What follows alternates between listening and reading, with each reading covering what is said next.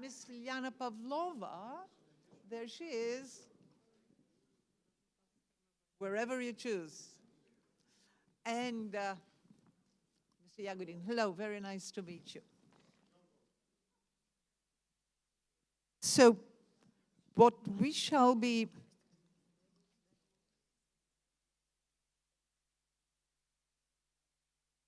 I'm fine either way. That's okay. That's okay. You're right. You know better the geography here. Okay. So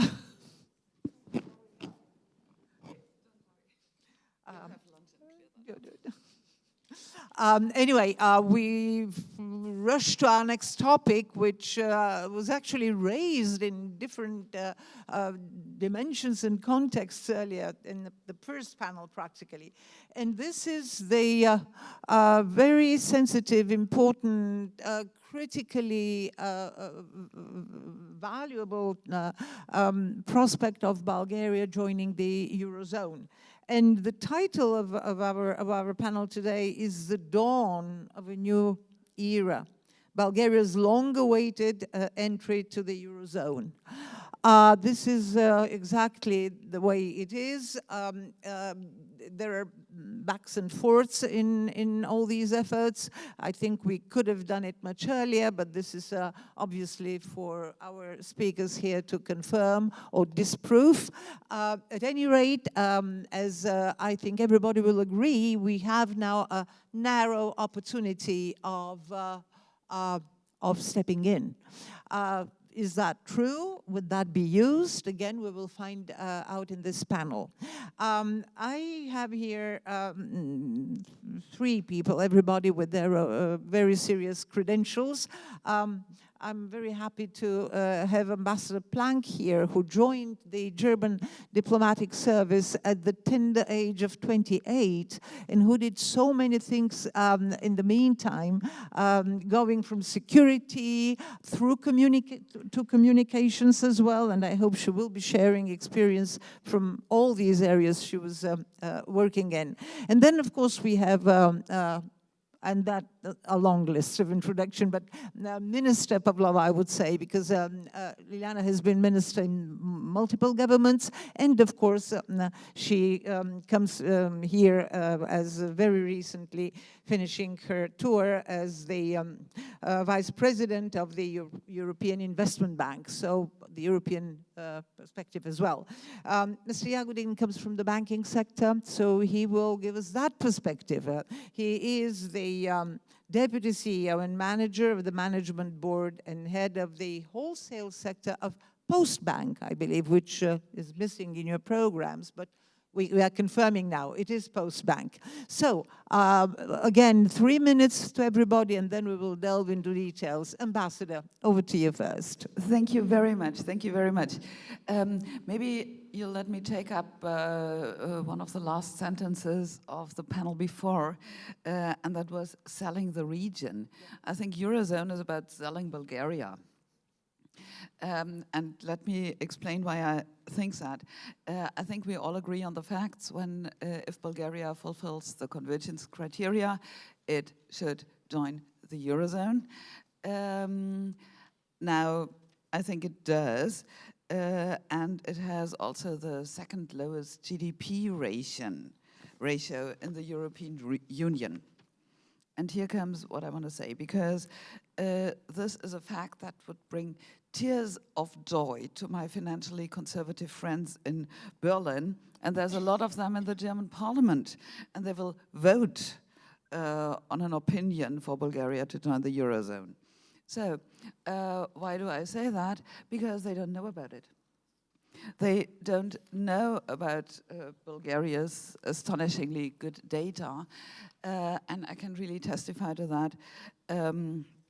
There's German media publications still warning Bulgaria might become the next Greece. I'm serious. And I have talked to a really leading German business figure. In politics, you would say an elder statesman.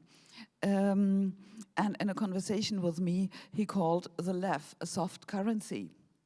I nearly fell off my seat because I didn't know about the currency board and the left being packed to the Deutsche Mark since '97 and then to the euro.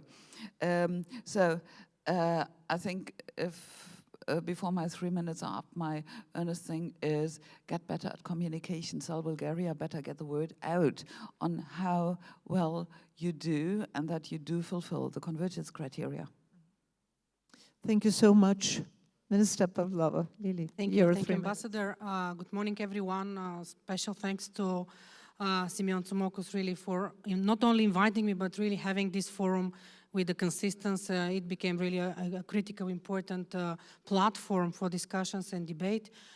Speaking on Eurozone, I think joining Eurozone is not only important topic as we discussed, but I believe it is a strategic decision.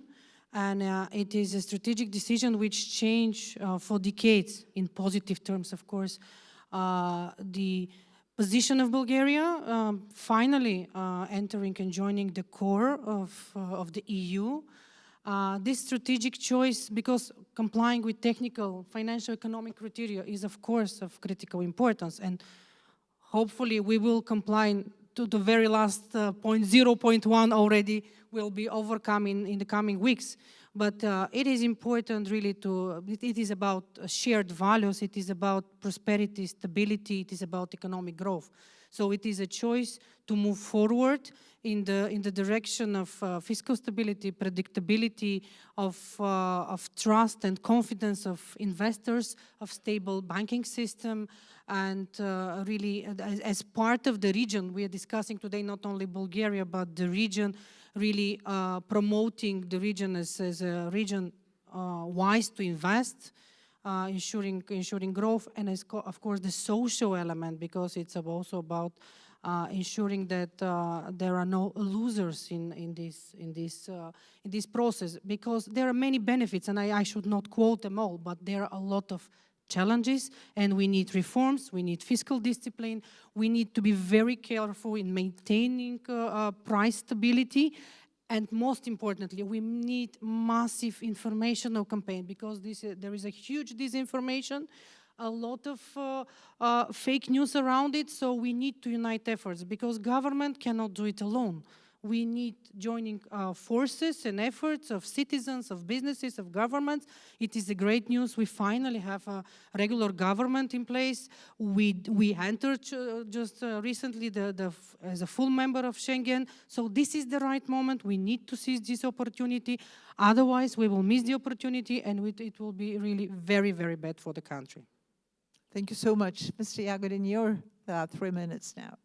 Yes, I will try to be less than 3 minutes. So for me, it's great honor to be invited in this panel, which is dedicated to maybe one of the most important topics which we have not only as a country, not only as a government, but also as a banking industry, and of course our clients is expecting this moment in the last 25 years, because I could say easily, and I said it many times before, that our banking system and the country overall is ready for acceptance of euro long time ago. We should not forget that we have a currency board which gave to the country much more stability than in the past. So we have a fixed rate euro against leva, which means that technically or in practice we accepted already euro, but in the same time we are not benefiting from the positives which we will have when we'll be in the Eurozone. And this is not only eliminating of the currency exchange charges, and also less transactional cost about the companies when they are making transfers, but also this acceptance of euro and entrance in the richest part of the EU will give to the foreign investors direct sign that they can invest more aggressively and more freely, more with more confidence in Bulgarian economy, and also for Bulgarian companies and also banks will have much cheaper access, much more beneficial pricing element when we are obtaining debts from the foreign bank, from the foreign market. So this will give us not only benefits, I can say. Thank you, Mr. Yagodin. You preceded the question, which I was going to move to now, but that's okay. You will find more specifics to add, I'm sure. But obviously, we all agree that politically this is the right decision. Not it is, it has been the right decision for such a long time. And now is the time, now is the moment. And yes, I will indeed ask about the specific benefits to Bulgaria, because actually the latest numbers that I got, at least, kind of contradict me if I'm wrong, but there has been a drop of 56% of FDI in Bulgaria over the past year. But Ambassador Plank, and again, that will be not just personal, but I think a very objective remark to make. If Bulgaria has ever had a special relationship with a country historically, it has been Germany for sure. And in many respects, in many ways, but also pegging the lev to the German mark was a savior to the country, despite the big arguments that were going on at the time, which we all remember. So having done that, having kept the Bulgarian coin solid and stable, how do you see the benefits for the country with the entry into the Eurozone, with adopting the euro? As for numbers, I looked them up and have brought them with me.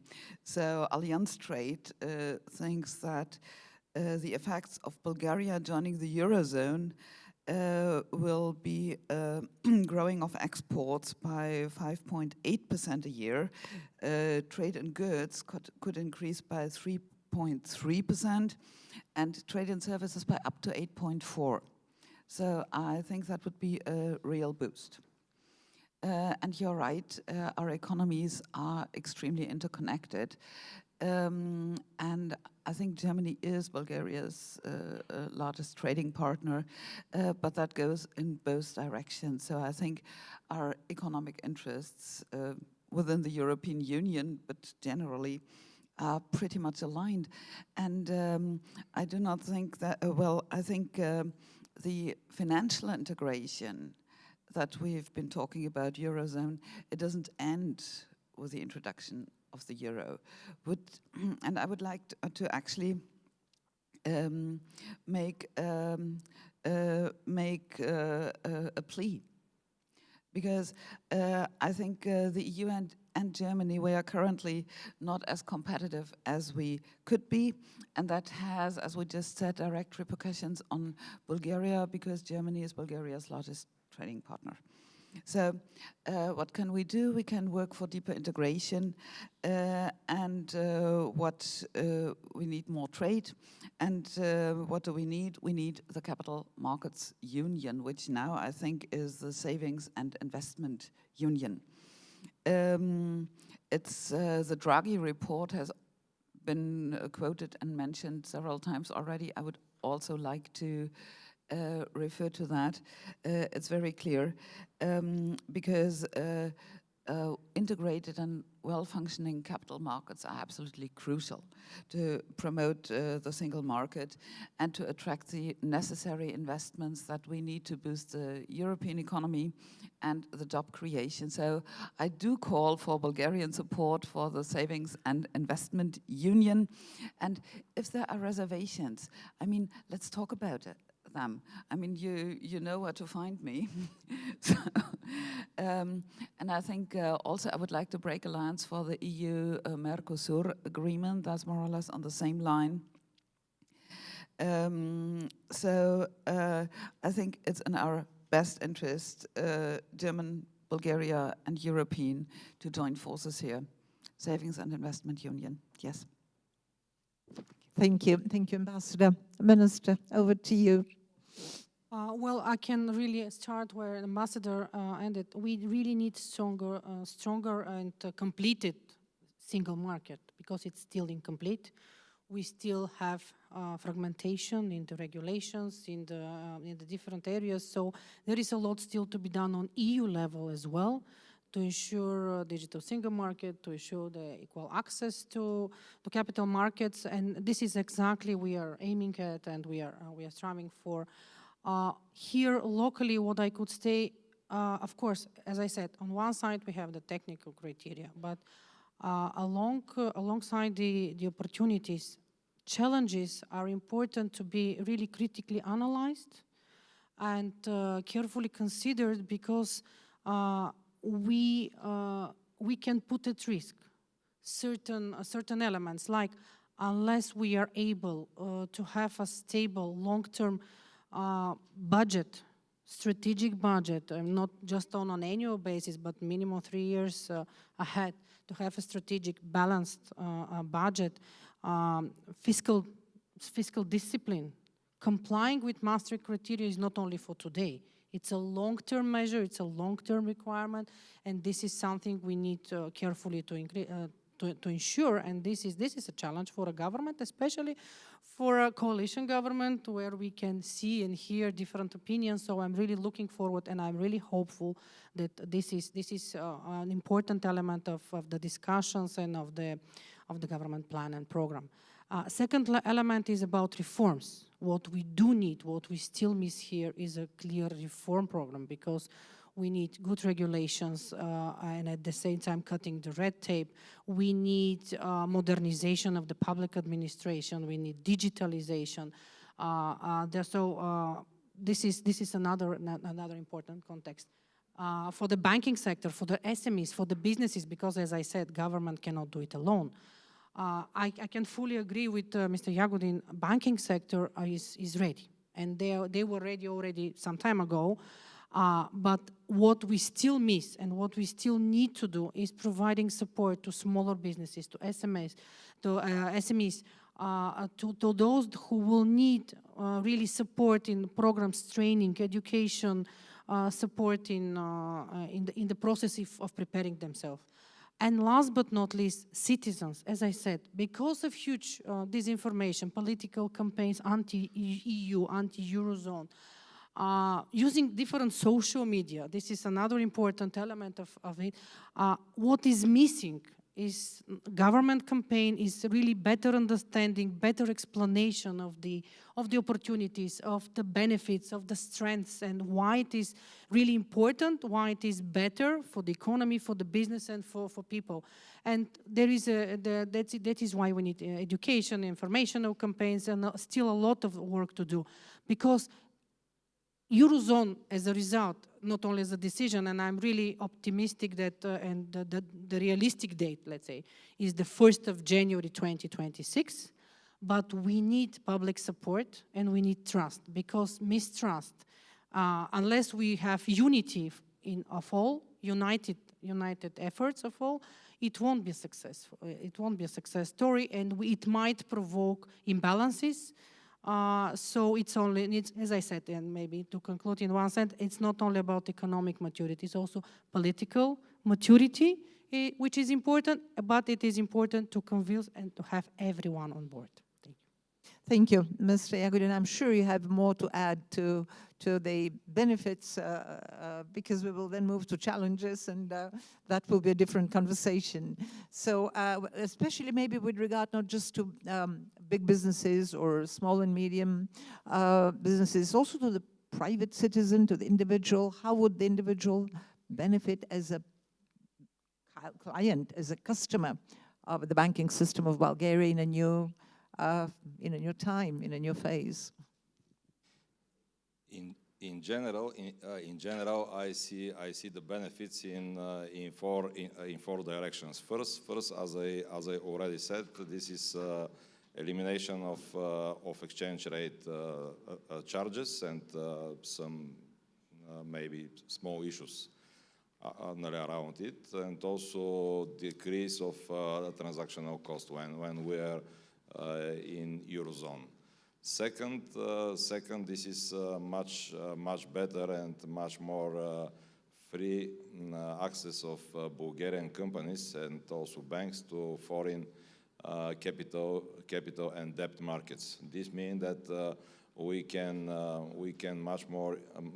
much easier we can obtain additional liquidity on lower price in general. Saying this simple. Third, we have to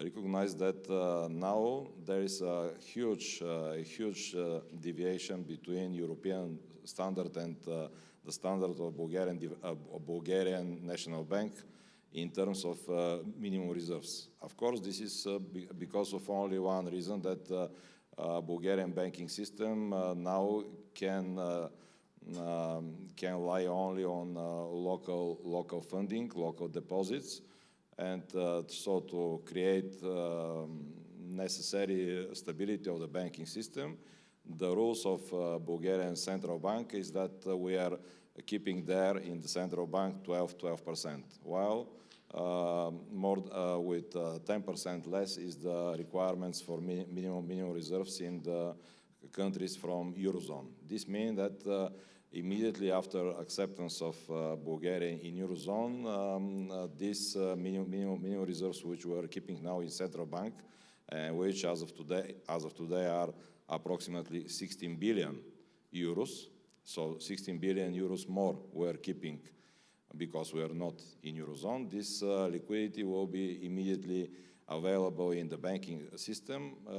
Of course, because we are market economy, this means that the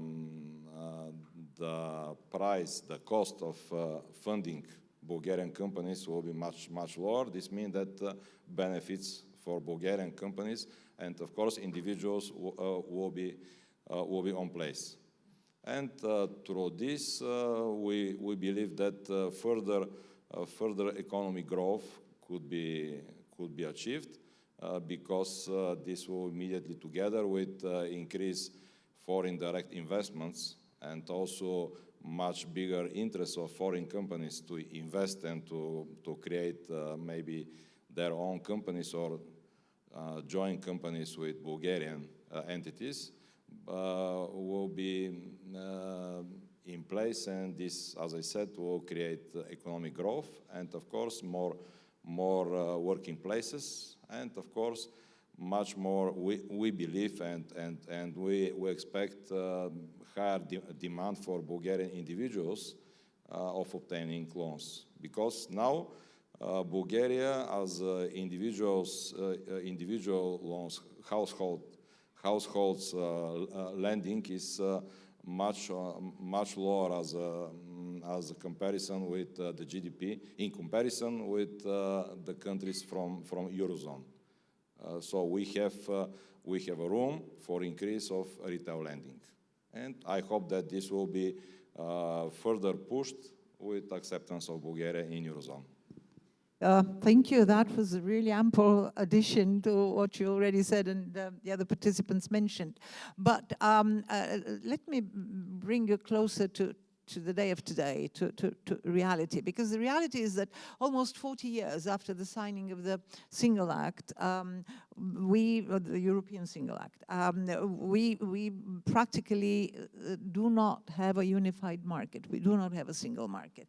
And there are a number of problems that were mentioned on the European level, like the fragmented tax systems, the separate national markets, especially for financial services, energy, transport, not to mention the very diverse e-commerce rules and digitalization in general. How does it practically work from country to country? So while making the case and definitely so, in favor of the prompt entry in the Eurozone, we need to do what Minister Pavlova referred to more than once, and this is the information campaign. And we Bulgarians know exactly how powerful the propaganda, I would call it, against the euro is in this country. It is in politics, it is in parliament, it is in civil society, it is indeed everywhere. And Ambassador, you also, among many other things, you did a lot of strategic communications as part of your career. How do you imagine a good message? And it has to do also with information crafts and skills. If you were in our shoes, how would you message out the benefits of getting the euro in Bulgaria? No, that's okay. I'm sorry. Wow. Let me think about that for a second. I think right now, from what I observe, communication efforts here are A, fragmented, B, the reaction to disinformation is mostly trying to set the facts straight, and C, as far as government communication is concerned, also due to the changing governments we've experienced, there isn't one single instance that tries to work out a communication campaign with the central government goals. So I think that would be a good task for the new government to do two things. A, to establish such an entity that has communication as its main goal, government communication are the main aims of the government. And that is not necessarily factual communication only, but you also I think you need to get people's emotions. Yeah, you need to tell them why this is a good thing. When I first came to Bulgaria, I tried to learn the Cyrillic alphabet, and actually the very first thing I managed to decipher was a graffiti on a wall which said, "Lev, better than euro." So this is a very central topic to me, and there's no fact in this communication. Lev is better than euro. Why is that? So I think we really need to, a communication campaign needs to focus on that Bulgaria has always been a proud and integral member of Europe. Europe, not only the European Union, but the whole European civilization, idea, history, everything that is us. Yeah. The other thing is that so much disinformation around, which you mentioned, being member of the European Union, we have the Digital Services Act. That is an incredible strong tool, and I do hope that the Bulgarian government now will perceive that they have this tool, also set up a unit with the Ministry for e-Government. I don't know. I mean, but set up a unit that actually enforces the Digital Services Act, because you can force platforms to take out disinformation, lies, hate speech, do it. I think that's already going to be a big part of countering disinformation campaigns. So these two things, find a good, positive, emotional way to communicate, get the Digital Services Act to work for Bulgaria, and try to do it in a centralist way as a whole of government approach and as a whole of Europe approach. Yep. Oh, thank you so much, Ambassador, because that leads me right into adding a detail, if it's a detail at all, to Minister Pavlova when I ask her to answer the same question. Don't you think, Minister, that it's not just the Eurozone, the anti-Euro campaign that is going on, it's an anti-European, anti-EU, anti-Western campaign, and this part of it is only a particle of a much bigger geopolitical campaign, and how do we handle it in a more complex fashion? Yes, you're absolutely right, and that's why the discussion in the first panel was very, very important and interesting, is indeed because there are a lot of hopes and expectations from the Trump administration and the President Trump joining the White House again. But I believe that what also Ambassador mentioned, I think the missing point is that even the institutions like central bank, they need to be closer to people, to citizens, to explain it with simple words, with good examples. Because, you know, there is a mindset, maybe, a mentality in Bulgaria, unfortunately, for many historical and different reasons. We always kind of feel like we are sidelined. Europe is on 2 gears, but we are always laggers somewhere there. We need to build our confidence, because I believe the glass is half full, but we need to build the confidence of our people, of the citizens, of the business, that this is the joining Eurozone, Schengen, and the core of EU is not an act of charity. We deserve it. We worked hard. We fulfill all the criteria. We have done everything which is needed, so we just need to move on the next step, and will bring us benefits and social well-being and better living, for something for what all Bulgarians are dreaming. They just don't believe it because they cannot see it in the daily life. Thank you. And Mr. Yagodin, do the banks in general, and the banking system as such, have the proper message to the clients again, to the customers? Can you, through all sorts of campaigns, simple visual campaigns, but also through services, make the Bulgarian customers comfortable and feeling safe that they are actually getting a Euro-friendly, user-friendly service, if you wish? I can say that initial plans for adoption of euro was beginning of 2025. So, and because the key player in this adoption are Bulgarian banks, this is why we was advised not only by the central bank but also through the Bulgarian Banking Association, we to be prepared with all of the updates of our softwares, and also about the communication approach, the communication campaigns. They have to be prepared till the end of 2024. So we are now lucky that even fine tunings which was not in place the previous year will be fixed now in 2025. We have 1 year.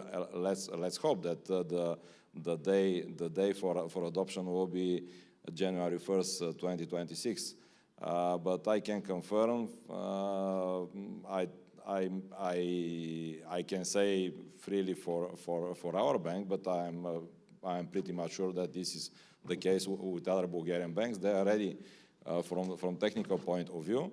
They will prepare whatever necessary to communicate with their clients to the best possible way. So this includes, of course, double announcement of all the charges, fees, commissions. All of the ATMs and the POSs will issue a receipt with two figures, euro and leva. Also, we are preparing the PR campaigns, and also this will cover advertisement of our products. So I think that we have enough time to prepare our clients for this moment. Thank you. That's a very encouraging note on which we can end this panel. And I would again ask you to congratulate our panelists for very useful remarks, all of them made. So please join me in applauding the panel. And while everybody is taking their seats, have a great rest of the day. I'd like to announce that we're finally at a coffee break. However, since we've been running a little bit late, I would suggest that we do it just for 15 minutes and get together back at noon sharp. The next panel will actually deal with boosting Bulgaria's economic competitiveness, challenges and opportunities. And here we will have as panelists the Minister of Economy and Industry, Petko Nikolov, Mr. Emil Angelov of Bulgarstroy, Mr. Ivan Mihailov, the CEO of the American Chamber of Commerce in Bulgaria, Mr. Anastasios Stos, who is the Group Chief Economist of Eurobank, another very important participation, and Mr. Sergei Vlaikov, who's the Senior Finance Director of Sofia Vlad. Thank you for being patient with us.